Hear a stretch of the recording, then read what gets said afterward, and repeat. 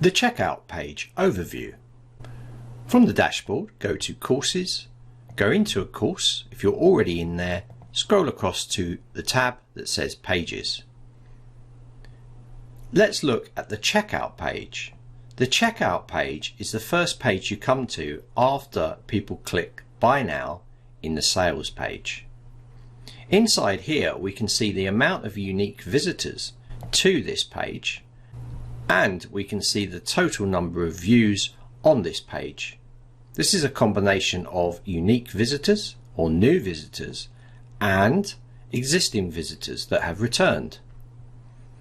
Down here you can see that we have the URL for the page, and this can be copied and sent out to your prospective buyers.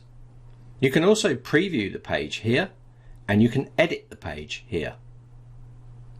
You can see the conversion rate, the people that complete the sales within the course here. For more information on designing the pages in the courses area, please check out the support documentation on pages for your courses.